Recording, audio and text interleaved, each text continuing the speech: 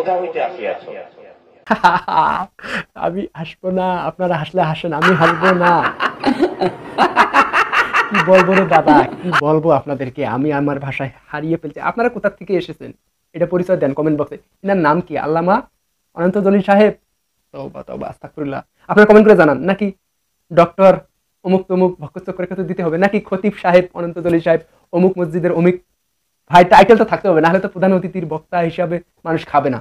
ব্যাকগ্রাউন্ডে তো থাকতে হবে কিছু, কি অভিজ্ঞতার ঝুলি তো থাকতে হবে ভাইয়া। আপনি যত বয়ান ভালো করে দেন, কিন্তু আপনার দিন শেষে একটা পিছনের ব্যাকগ্রাউন্ড। আরে ভাই, আমি চিন্তা করতেছি আমাদের ডক্টর মিজানুর রহমান আজহারি হুজুরের ভাত তো মেরে দিল।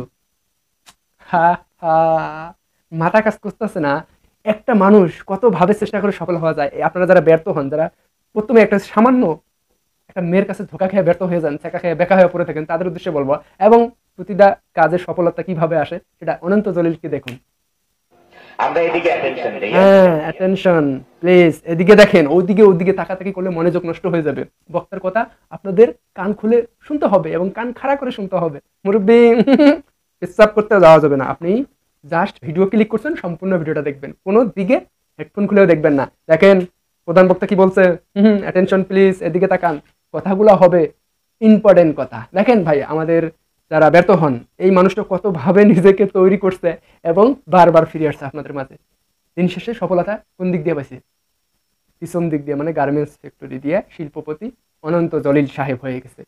সুপারস্টার মেগা স্টার দিয়েও চেষ্টা করছে, দিন শেষে আপনারাই ভালো জানেন, আমি বলতেছি না। তবে এনার নামটা কিভাবে টাইটেল দিলে ভালো হয় সেটা কমেন্ট করে আপনাদের কাছে আমি জানতে চাই।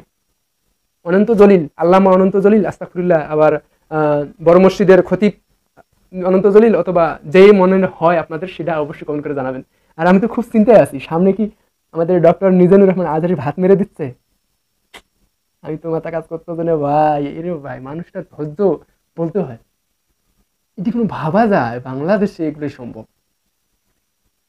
এটা মানে এটা আনবিলিভেবল, মানে এটা আমি মানে মাথায় ধরে না। এই ধরনের লোক সে বয়ান পেশ করতেছে এখানে।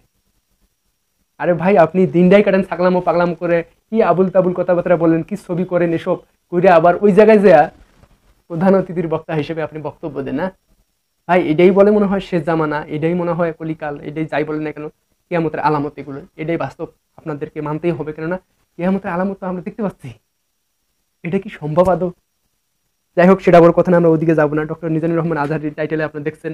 হ্যাঁ, আসলে ভাই এরকম করে অনন্ত জলিলের তো একটা জনপ্রিয়তা আছে, ইকবাল সাহেব তো বলে। তো ওইভাবে জনপ্রিয়তার লোক যদি টানা শুরু করে, তাহলে তো টক্কর দিবে। মিজানুর রহমান আজহারি তো কিছুদিন গেলে তার কোনো ইয়েই পাবে না অনন্ত জলিলের সাথে। কেন, অনন্ত জলিলের যত সুন্দর কণ্ঠ, আর যেভাবে বুঝায় মানুষকে, আর যে সুন্দর ফেস কাটিং, ও ভাই, ওই সুপারস্টার সে বয়ান পেশ করবে, আর কই আপনার খ্যাতের মুরব্বী অথবা ছোটখাটো মৌলানা এইসব বক্তব্য এগুলো দেখবে, তাদের চেহারাও তেমন ভালো না।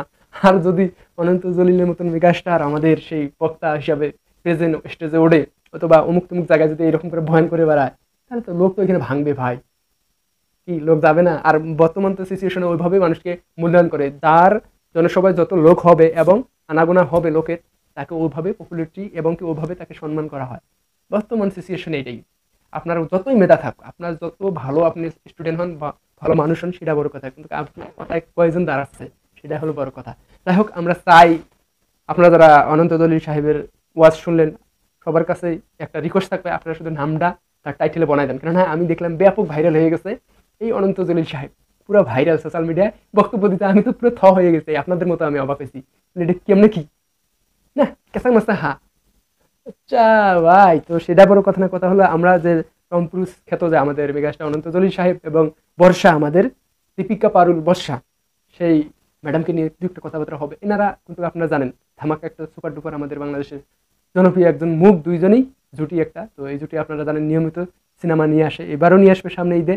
চিন্তার কোনো কারণ নেই, আপনারা হতাশ হবেন না। মানে অনন্ত জলিলের যারা ফ্যান ফলোয়ার আছেন অথবা গার্মেন্টস শ্রমিক ভাই ব্রাদার আছেন, আপনাদেরকে প্রচুর সম্মান করি, তাদেরকে বলতেছি আপনারা যারা ওনার গার্মেন্টসে চাকরি করেন তাদের উদ্দেশ্যে, তারা আবার অনেক ধরনের খারাপ মাইন্ডে নেয় এবং তাদের খুব মাইন্ডে লাগে। ভাই সরি টু সু, আপনাদের কাছে একটা কথা বলি, এইটা শুধু এভাবে দেখলে হবে না ভাইয়া, পজিটিভ ভাবে দেখেন।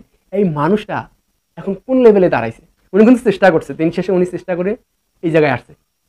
ঠিক আছে, এটা আপনাদেরকে মাথায় রাখতে হবে।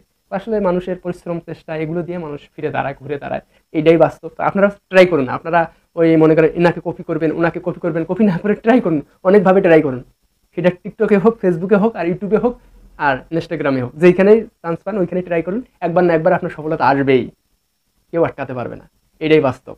তো যাই হোক, সেটা আমার কথা না, আমি আপনাদের কোনো জ্ঞান দিতেছি না, জাস্ট একটা কথা বলবো, অনন্ত জলিল সাহেবের নামটা আপনারা সুন্দর করে মেনশন করবেন কমেন্ট করে, কি নামটা দিলে ভালো হয়। আর মনে করেন ওয়াজ মাহফিল যদি করে, ভাই একটা তো নামে আমি যদি আমাদের এলাকায় ওয়াজ মাহফিল লাগাই, তাহলে তো অনন্ত জলিলের নামটা কি চিত্রনায়ক অনন্ত জলিল ওয়াজ করবে, এই ধরনের দিলে মানুষ প্রথমেই মনে করেন ওই মাইকের সামনে জুতো মারবে। তো আপনারা এমন একটা নাম দিবেন যাতে না মানুষ গ্রহণযোগ্য, বিশ্বাসযোগ্য হয়, ঠিক আছে? আর হ্যাঁ, বলে দেবেন না যাতে ধর্মকে, তারপরে কাজ করবো, ইনশাআল্লাহ দেখা হবে যদি বেঁচে থাকি।